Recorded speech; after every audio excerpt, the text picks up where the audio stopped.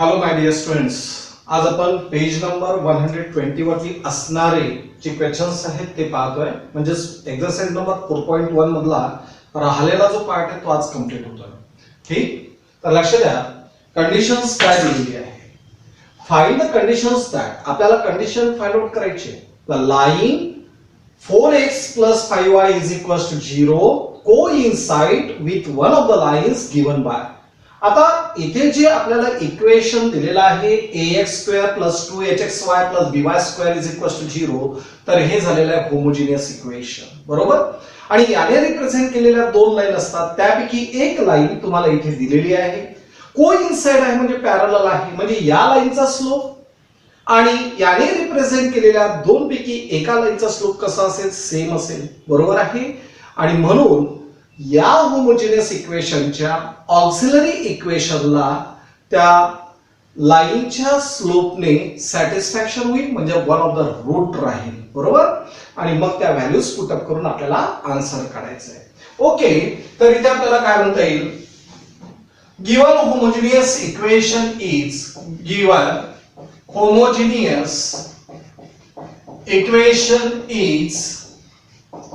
homogeneous equation काय आहे, तर ax² plus twice hxy plus by² is equals to 0 and this is first. Okay, so the auxiliary equation of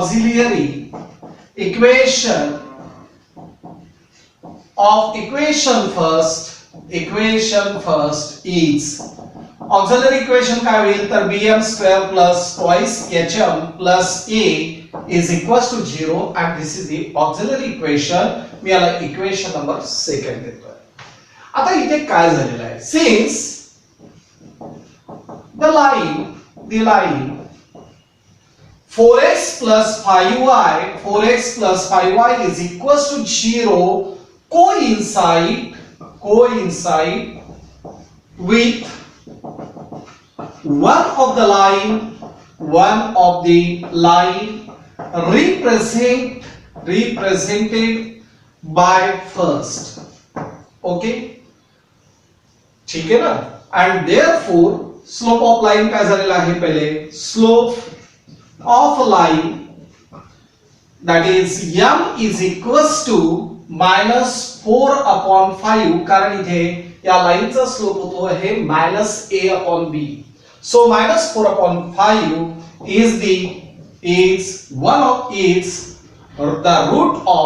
is the root of equation second, बरोबर. म्हणजे याचा अर्थ काय झालाय, इथे जे इक्वेशन सेकंड आहे हे क्वाड्रॅटिक इक्वेशन आहे इन टर्म्स ऑफ m. म्हणजे याचा अर्थ m च्या दोन व्हॅल्यूज असतील, दोन रूट्स असतील, आणि हे जे रूट्स आहेत m1 आणि m2, तर ह्या काय आहेत, are the slope of the lines which are represented by equation first, बरोबर.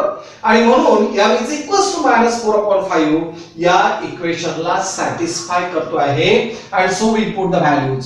आता इथे जर व्हॅल्यूज पुट अप केली तर b इनटू m ची value -4/5² plus twice h into -4/5 plus a is equals to 0. And so 16b/25 minus 8h/5 plus a is equals to 0. Multiplying through by 25. So 16b minus 5 5s are 25, 40h and plus 25a is equals to 0. म्हणजे यामध्ये आपण काय केलं आहे, या throat इक्वेशनला 25 ने multiply केलेला आहे. तर this is the required condition,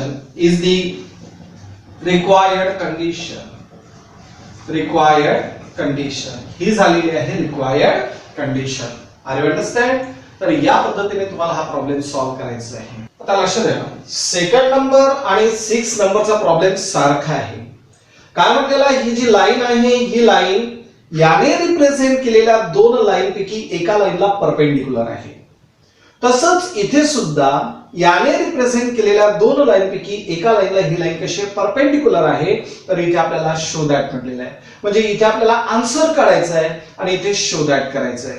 तर मी असं करतोय 6 नंबरचं प्रॉब्लेम हे सॉल्व्ह करतो आहे आणि सेकंड नंबरचं प्रॉब्लेम तुम्हाला त्याच पद्धतीने सॉल्व्ह करायचं आहे. तर इथे काय होईल आता लक्ष द्या. गिवन होमोजिनियस इक्वेशन इज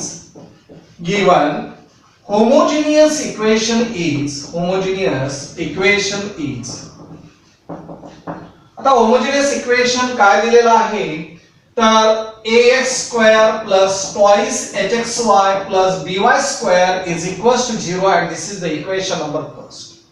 बरोबर आहे. हे झालेलं आहे homogeneous equation.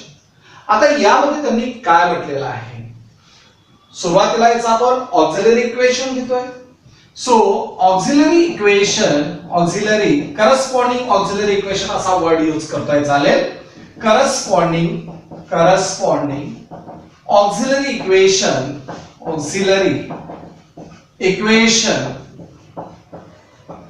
is corresponding auxiliary equation काय असेल तर bm square plus twice hm plus a is equals to 0 and this is the equation number 2.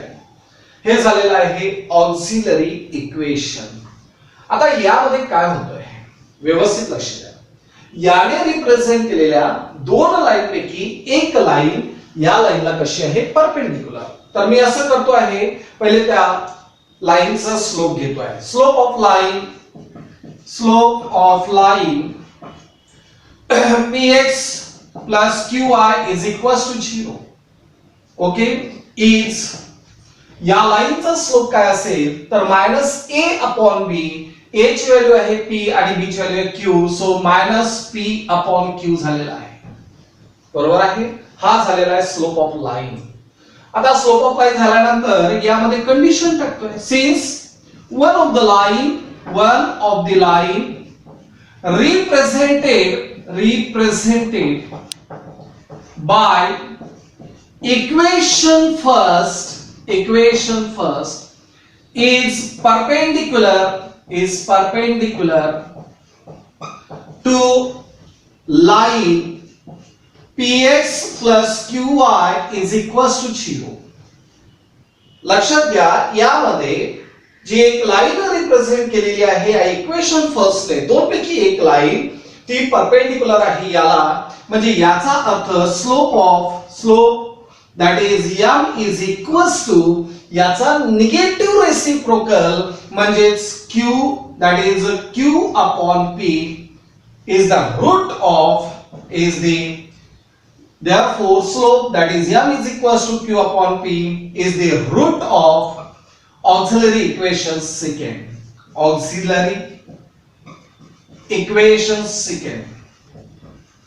या इक्वेशन सेकंडचा हा काय झालेला असेल रूट झालेला आहे. मग m ची व्हॅल्यू q/p इथे पुट अप करा. So b into q/p whole square plus twice h into q/p आणि plus a is equals to 0 and so bq square upon p square plus twice hq/p plus a is equals to 0 multiplying through by p square. So bq square plus twice hpq आणि plus ap square is equals to 0 and this is आता याला rearrange करतो आहे. ap square सुरुवातीला घेतो आहे. So ap square plus twice hpq plus bq square is equals to 0 and this is the proof, hence proved. Okay तर आता यामध्ये मात्र तुम्हाला काय म्हटलेलं आहे की याने रिप्रेझेंट केलेल्या दोन लाईन पैकी एक लाईन या लाईनला परपेंडिक्युलर आहे. ओके त्याचा यूज करून तुम्हाला या पद्धतीची कंडिशन काढायची आहे. या प्रॉब्लेम मध्ये शो दॅट म्हटलेलं होतं. ओके मेथड अगदी सेम करायची आहे. त्यानंतर 7th नंबर आहे find the combined equation of the pair of the line passing through the origin and making an equilateral triangle with the line y is equals to 3. थोडासा मी याचा graph काढतो आहे लक्ष द्या व्यवस्थित. यामध्ये त्यांनी काय म्हटलेलं आहे this is x dash y dash origin. आता यामध्ये तुम्हाला काय दिलेलं आहे y is equals to 3 म्हणजे याचा अर्थ 1 2 and 3 तर y is equals to 3 म्हणजे ही लाईन तयार झालेली आहे. बरोबर y is equals to 3 आणि त्यांनी काय म्हटलेलं आहे, फाइंड द कंबाईन इक्वेशन. आपल्याला कंबाईन इक्वेशन पाहिजे कोणाचं, अशा दोन लाईनचं की ज्या ओरिजिन मधून पास होतात आणि making an equilateral triangle with the line y is equal to, म्हणजे याचा अर्थ समजा ही लाईन एक आहे आणि ही सेकंड लाईन आपण काढली आहे. Line OA and line OB, line OA and line OB passing through the origin and makes an equilateral triangle with the line y is equals to 3. म्हणजे इथे जो ट्रायंगल तयार झालेला आहे OAB is an equilateral triangle. मग इथे होणारा angle किती डिग्रीचा असेल, दॅट इज 60 डिग्री. हा इथे होणारा अँगल किती डिग्रीचा असेल, 60 डिग्री. आता मला तुम्ही सांगा, ही लाईन याला पॅरलल आहे आणि ही जर ट्रान्सव्हर्सल असेल तर इथे होणारा हा अँगल सुद्धा किती डिग्रीचा असेल, 60 डिग्री, कारण ऑल्टरनेट अँगल. बरोबर. म्हणजेच OB या लाईनचा स्लोप आपल्याला काढता येईल, कारण याचं इन्क्लिनेशन तुम्हाला 60 डिग्री मिळालेलं आहे आणि हे जे इन्क्लिनेशन आहे हे इन्क्लिनेशन किती असेल, 120 डिग्री, कारण हा इथे होणारा अँगल किती डिग्रीचा आहे, 60 डिग्रीचा. बरोबर. लक्षात आलेलं आहे. म्हणजे लाईन OB चा स्लोप झालेला आहे tan of 60 आणि तुम्हाला माहिती आहे जर स्लोप माहिती आहे आणि ती लाईन जर ओरिजिन मधून पास होत असेल तर त्या लाईनचं इक्वेशन असते y is equal to mx. बरोबर. दुसरं इथे झालेलं आहे 120 डिग्री. ठीक. तर आता लाईन OA चं जे इन्क्लिनेशन आहे, इन्क्लिनेशन म्हणजे काय, the angle made by that line with the positive x axis in the positive direction, तो झालेला इन्क्लिनेशन. आणि ते इन्क्लिनेशन किती आहे, 120 डिग्री. म्हणजेच लाईन OA चा सुद्धा स्लोप माहिती झालेला आहे आणि मग इक्वेशन होईल y is equal to mx. म्हणजे याचा अर्थ त्या लाईनचं सुद्धा इक्वेशन आपल्याला काढता येईल y is equal to mx या पद्धतीने. बरोबर. मग त्या दोन्ही लाईनचं आपल्याला काय पाहिजे, कंबाईन इक्वेशन पाहिजे. तर इथे आपल्याला म्हणता येईल, लेट डायग्राम मस्त आहे इथे, let line OA and line OB passing through origin त्या origin मधून पास झालेला आहे and makes an equilateral triangle and makes an equilateral triangle with the line y is equals to 3 as shown in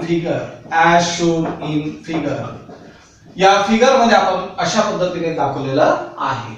So the inclination of line OB is, so inclination of line OB is tan of 60 degree, म्हणजे is 60 degree. या OB लाईनचं inclination झालेलं आहे 60 degree and therefore slope of OB is equals to tan of 60 आणि tan of 60 ची value तुम्हाला माहिती आहे, that is √3. किती आलेले आहे, √3. tan of 60 ची व्हॅल्यू तुम्हाला माहिती आहे, that is √3. and therefore equation of line OB is, आता लाईन OB चं इक्वेशन काय असेल तर y is equals to mx म्हणजे √3x and so √3x minus y is equals to 0 and this is the equation first. त्यानंतर inclination of line OA is, या line OA चं inclination किती आहे तर 120 degree and therefore slope of line OA चा slope काय असेल तर tan of 120 डिग्री म्हणजे याचा अर्थ दॅट इज tan of, आता इथे याला आपण कसं लिहू शकतोय, दॅट इज 180 मायनस 60 चालेल. आता दॅट इज tan of 180 म्हणजे पाय जर असेल तर याचा अर्थ tan हा त्याच्या तसाच ठेवलेला आहे. पाय मायनस थीटा म्हणजे कोणता क्वाड्रंट झालेला आहे तर that is in second quadrant आणि सेकंड क्वाड्रंट मध्ये tan हा निगेटिव्ह असतो म्हणजे minus tan 60 that is minus √3. Directly तुम्ही tan of 120 is equals to -√3 लिहिलं तर चालतं. फक्त हे तुम्हाला समजण्यासाठी केलेलं आहे. म्हणजे स्लोप ऑफ लाईन OA भेटलेला आहे. therefore equation of line OA is line OA चे इक्वेशन झालेलं आहे y is equals to mx म्हणजे -√3x and so √3x plus y is equals to 0 and this is equation number 2. आता या दोन लाईनचं आपल्याला कंबाईन इक्वेशन पाहिजे आहे. So combine equation required combine equation म्हणतोय. Required combine equation is required combine equation काय झालंय तर √3x - y into √3x plus y is equals to 0 and so एका ब्रॅकेट मध्ये दोघांची सबट्रॅक्शन, दुसऱ्या ब्रॅकेट मध्ये दोघांची ऍडिशन म्हणजेच √3x whole square minus y square is equals to 0 and therefore 3x square minus y square is equals to 0 is the required combined equation. अगदी simple आहे. हे लास्ट प्रॉब्लेम जे आहे हे सुद्धा त्याच पद्धतीचं आहे. ओके आपण तर काय केलेलं आहे अगदी सिंपल आहे. सिंपल लँग्वेज यूज केलेली आहे. त्या डायजेस्ट म्हणा किंवा एखाद्या नोट्स मध्ये जे दिलेलं असते त्या पद्धतीने जाण्याची काही गरज नाहीये. अगदी सिंपल लँग्वेजची गरज असते आणि फक्त प्रत्येक स्टेप ही व्यवस्थित राहायला पाहिजे. काय केलेलं आहे लक्षात आलेलं आहे. 8th number if slope of one of the lines is given by is 4 times. आता लक्षात घ्या इथे एका लाईनचा स्लोप आणि दुसऱ्या लाईनच्या स्लोपचा काय केलेला आहे कंपॅरिझन केलेली आहे. त्याच्यामुळे आपल्याला m1 + m2 आणि m1 * m2 चा यूज करावा लागेल. म्हणजे ऑक्झिलरी इक्वेशन लिहिण्याची गरज नाही. Given homogeneous equation is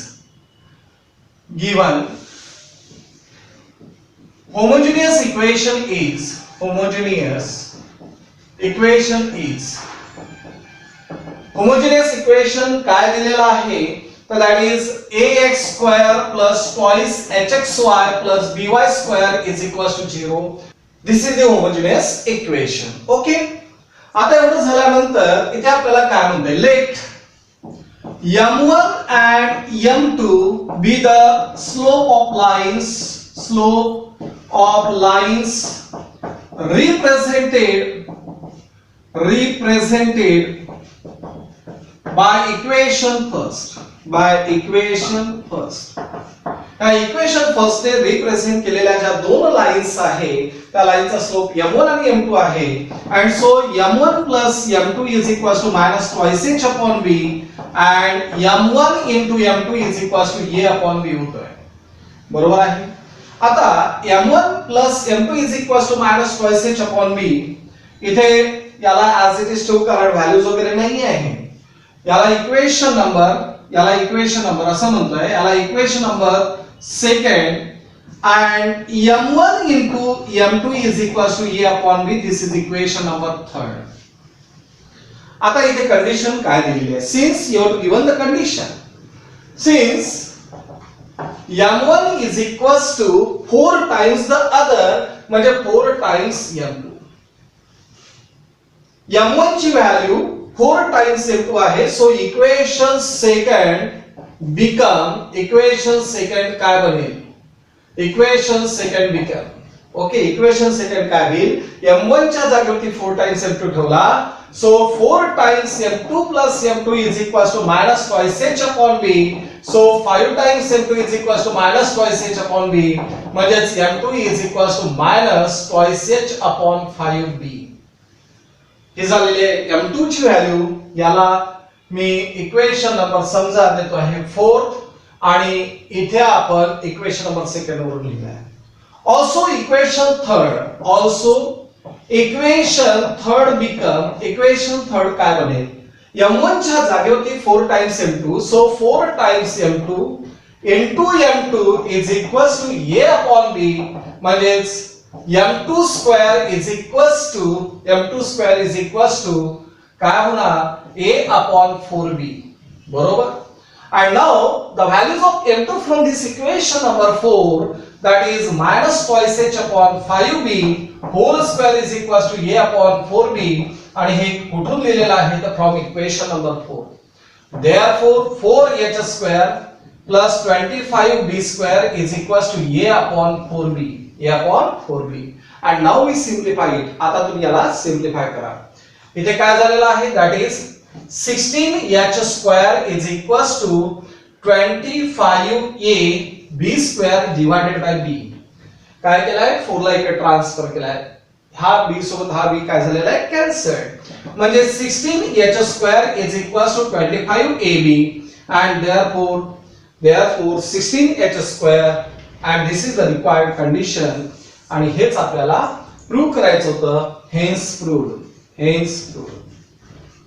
okay, तर काय केलेलं लक्षात आलेलं आहे. हे तुम्हाला होमोजेनियस इक्वेशन दिलेलं होतं. m1 आणि m2 असे स्लोप घेतले. m1 प्लस m2 ची व्हॅल्यू m1 into m2 ची व्हॅल्यू घेतली आहे. त्यानंतर आपण m1 is equals to 4 times m2 घेतो आहे बरोबर. m2 is equals to minus twice h upon 5b. त्यानंतर m2 square is equals to a upon 4b आणि मग त्याला आपण सिम्प्लिफाय करत गेलेलो आहे. Okay, and now the last problem. given homogeneous equation is आणि आता यांनी काय म्हटलेलं आहे one of the line याने रिप्रेझेंट केलेल्या ज्या दोन लाईन आहेत त्यातली एक लाईन कोऑर्डिनेट ऍक्सिस ने जो अँगल तयार केलेला आहे त्याला बायसेक्ट करतोय. थोडीशी डायग्राम आपण समजून घेऊ. हा झालेला आहे x आणि हा झालेला आहे x डॅश, हा झालेला आहे y आणि हा झालेला आहे y डॅश आणि इथे कोऑर्डिनेट ऍक्सिस ने जो अँगल तयार केलेला आहे म्हणजे हा एक अँगल हा आणि हा. तर तुम्हाला माहित आहे याने रिप्रेझेंट केलेल्या दोन लाईन असतात ज्या ओरिजिन मधून पास होतात. तर मी एकतर ही लाईन या पद्धतीने काढेन म्हणजे या लाईनने या कोऑर्डिनेट ऍक्सिस सोबत तयार केलेला जो अँगल आहे त्याला बायसेक्ट केलेला आहे.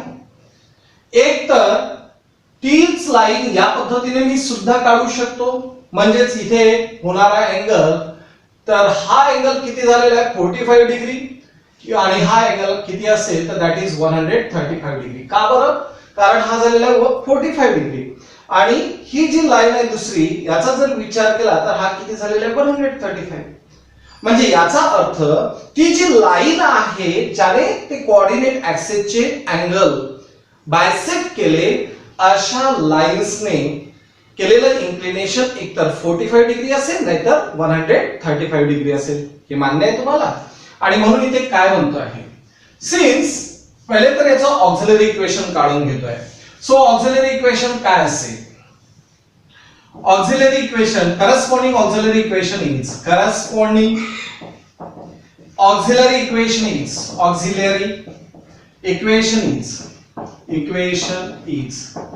करस्पॉन्डिंग ऑक्झिलरी इक्वेशन झालाय bm square plus twice hm plus a is equals to 0 हे झालेलं आहे करस्पॉन्डिंग ऑक्झिलरी इक्वेशन. क्लियर. आता यामध्ये आपल्याला म्हणता येईल सिन्स इथे जी कंडिशन दिलेली आहे त्याचाच यूज करायचा आहे. Since one of the lines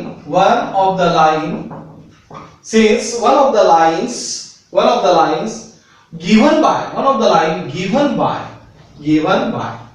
equation first bisects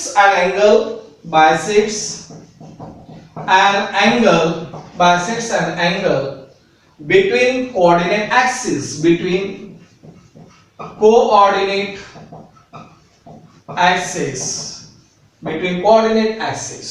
okay. आता असं जर असेल तर therefore the inclination of the lines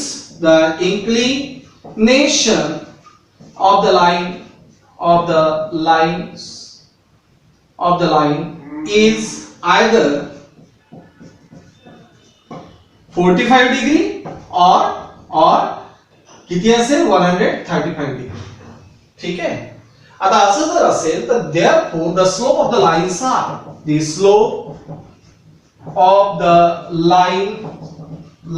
is either त्या लाईनचा जो स्लोप आहे तो काय असेल तर tan of 45 degree that is 1 or tan of 135 degree. 135 degree म्हणजे tan of pi minus theta म्हणजे 180 minus 45 that is minus 1. Direct लिहितो आहे. एकतर स्लोप काय असेल 1 असेल किंवा -1 असेल. Therefore, m is equals to either plus or minus 1 is are the roots of equation second. या इक्वेशन सेकंड चे हे काय झालेले आहे, रूट्स झालेले आहे. And so b into m ची व्हॅल्यू प्लस और minus 1 whole square plus twice h into plus और मायनस 1 प्लस a इज इक्वल टू 0. बरोबर. अँड देअरफॉर याचा जर स्क्वेअर केला तर b स्क्वेअर प्लस और मायनस ट्वाइस h आणि plus a is equal to 0. आपल्याला a प्लस b चा होल स्क्वेअर पाहिजे. ठीक आहे, मी असं करतो आहे, हा a प्लस सॉरी इथे काय ना b फक्त a plus b is equal two plus और मायनस ट्वाइस h. ठीक आहे. Squaring on both the